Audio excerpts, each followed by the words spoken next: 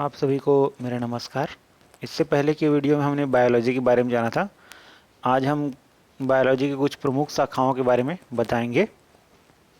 Biology की शाखाएं तो बहुत सारी हैं, परंतु इसमें हम कुछ जो ज़्यादा एग्ज़ामों में पूछे जाते हैं उन्हीं के बारे में बताएंगे।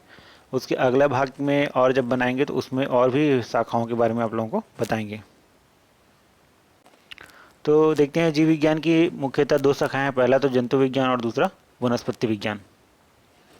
तो पहला जूलॉजी। जूलॉजी जून शब्द से बना हुआ है और जून का अर्थ होता है जंतु। लोगस मतलब होता है स्टडी करना, अध्ययन करना।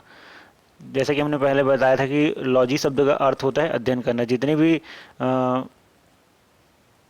वर्ड्स होते हैं उसमें जिसके अंत में लॉजी शब्द लगा होता है, इसका मतलब होता है अध्ययन करना। जैसे बैक्टीरियोलॉजी, वायरोलॉजी, जूलॉजी, है ना, ये सब चीज़ का लॉजी शब्द का मतलब होता है अध्ययन करना। तो जूलॉजी जीव विज्ञान की वह शाखा है जिसमें सिर्फ जंतुओं के बारे में अध्ययन किया जाता है। आवास, पोषण, प्रजनन, ये सब चीज़ों के बारे में जूलॉजी में जंतु के बारे में अध्ययन करेंगे। बॉटनी। बॉटनी शब्द बॉस्किन या ग्रेजिंग शब्द से बना हुआ है। बॉस्किन या ग्रेजिंग का अर्थ होता है वनस्पति। वनस्पति, पादप, पौधे या फ्लोरा, अर्थात विज्ञान की वह शाखा जिसमें सिर्फ हम वनस्पतियों के बारे में ही अध्ययन करते हैं, बॉटनी कहलाता है। पूरी दुनिया में लगभग 12 लाख प्रकार के जंतु हैं। 5 लाख प्रकार की वनस्पति अभी तक के खोजी जा चुकी है और हर साल नई नई जातियों की खोज होती रहती है। इन सब जीवों के सभी क्रियाओं के अध्ययन के लिए कई सामान्य शाखाओं में विभाजित किया गया है। क्योंकि एक ही शाखा में हम लोग बहुत सारे जीव जंतुओं का अध्ययन नहीं कर सकते, इसलिए एक ही प्रकार के तथा एक समान लक्षण वाले जीवों को हम लोग अलग अलग भागों में बांट करके एक जीव का अध्ययन करके बाकी सब जीवों का अध्ययन कर सकते हैं। इसलिए उनका वर्गीकरण आवश्यक है। तो उसको वर्गीकरण मतलब शाखाओं में बांटना जरूरी है। तो शाखाएं देखते हैं, अलग अलग प्रकार की शाखाएं। तो पहला टेक्सोनॉमी। टेक्सोनॉमी का अर्थ होता है बांटना या वर्गीकरण करना। तो जीव विज्ञान की वह शाखा जिसमें जीवों को खोजने, पहचानने, नामकरण तथा उनके गुणों के आधार पर निश्चित वर्ग या समूह में रखकर उसका अध्ययन करना टेक्सोनॉमी कहलाता है। यह एक बहुत बड़ी शाखा है। इसके अंदर बहुत सारे प्रभाग आते हैं जिसमें हम लोग अध्ययन करते हैं। मॉर्फोलॉजी।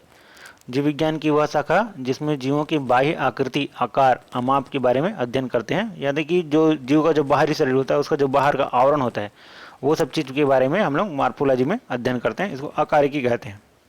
दूसरा है एनाटॉमी।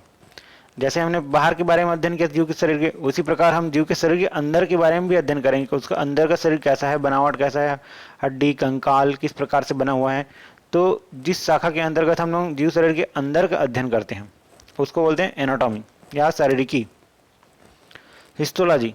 जीव विज्ञान की वह शाखा जिसमें जीवों तथा पादपों के ऊतक के बारे में अध्ययन किया जाता है। जैसे जीव जंतु में इपिथेलियल ऊतक, संयोजी ऊतक, कंकाल ऊतक, ये सब होते हैं। उसी प्रकार से पादप में भी प्रवाही ऊतक, प्रवाही ऊतक जैसे जाइलम, फ्लोएम, ये सब ऊतक हैं। तो ये सब चीज़ों के बारे में अध्ययन करना हिस्टोलॉजी कहलाता है या औतकी कहलाता है। कार्यकी। जीव विज्ञान की वह शाखा जिसमें जीवों के अंदर होने वाली जैविक क्रियाएं जैसे श्वसन, पाचन, परिसंचरण, अवशोषण, उत्सर्जन, ये सब चीज़ों का हम अध्ययन करते हैं, ये कार्यकी के अंतर्गत आता है। साइटोलॉजी। जीव विज्ञान की वह शाखा जिसमें जीवों तथा पादपों की कोशिका की संरचना, अंग, कार्य तथा उसके जीवन चक्र के बारे में अध्ययन करते हैं। कोशिका एक दिखता तो छोटा है लेकिन वो बहुत ही बड़ा है, उसके प्रभाग बहुत सारे हैं, उसके अंग बहुत सारे हैं। जैसे कोशिका के अंदर आता है कोशिका झिल्ली, कोशिका भित्ति, इंडोप्लाज्मिक रेटिकुलम, गोल्गी बॉडी, केंद्रक, केंद्रिका, डीएनए, आरएनए, प्लाज्मा मेम्ब्रेन और प्रोटोप्लाज्मा, ये सब चीज़ों के बारे में हम लोग विस्तार पूर्वक अध्ययन करते हैं। तो उसको कोशिका विज्ञान कहा जाता है। जैसे मनुष्य शरीर का मस्तिष्क मुख्य होता है, वैसे ही किसी कोशिका का मुख्य होता है केंद्रक, और केंद्रक के अंदर होता है केंद्रिका। तो उसको वो रेगुलेट करता है। जैसे मनुष्य शरीर को मस्तिष्क रेगुलेट करता है, वैसे ही कोशिका को केंद्रक रेगुलेट करता है, उसके कार्यों को निष्पादन करता है। परिस्थितिकी। जीव विज्ञान की वह शाखा जिसमें जीवों तथा वातावरण में उपस्थित जैविक तथा अजैविक घटकों के साथ संबंध एवं परिवर्तन के बारे में अध्ययन किया जाता है, इकोलॉजी कहलाता है। जेनेटिक्स। जेनेटिक्स मतलब अनुवंशिकी, जो पीढ़ी दर पीढ़ी चले। जीव विज्ञान की इस शाखा में जीवधारियों में पीढ़ी दर पीढ़ी होने वाले परिवर्तन और समानता का अध्ययन किया जाता है।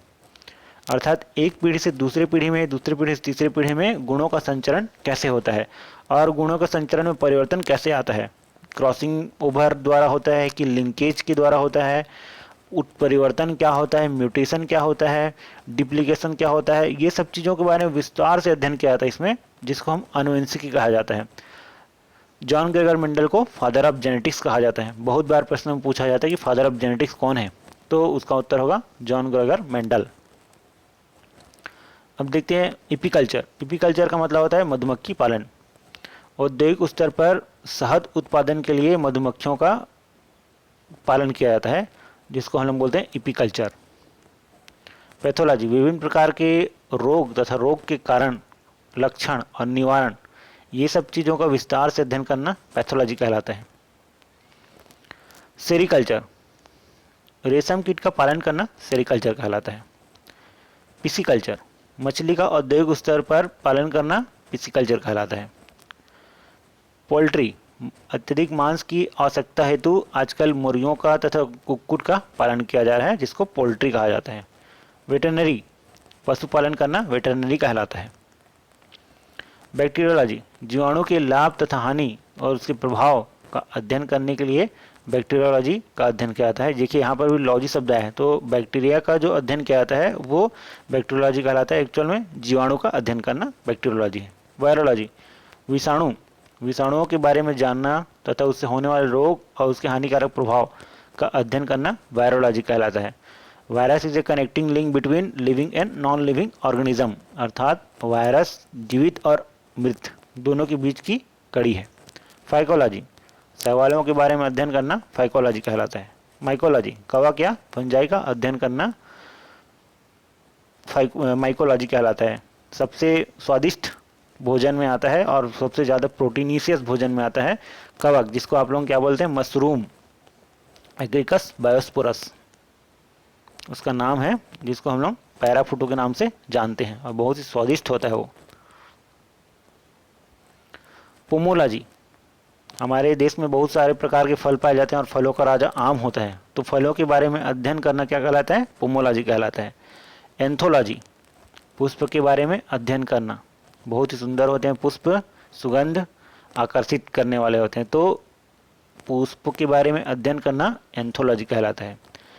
ऑर्निथोलॉजी, पक्षियों के बारे में अध्ययन करना ऑर्निथोलॉजी कहलाता है। डॉक्टर सलीम अली को भारत का पक्षी मैन कहते हैं, या the bird man of India is called doctor Salim Ali. Ophiology, सर्पों का अध्ययन करना। इसके अलावा भी बहुत सारे ब्रांचेस हैं, जिसको हम लोग अगले पार्ट में बताएंगे। वीडियो हमारा यदि अच्छा लगे तो प्लीज़ लाइक कीजिए, शेयर कीजिए, और जिन्होंने हमारे चैनल को सब्सक्राइब नहीं किया है कृपया वो सब्सक्राइब कीजिए।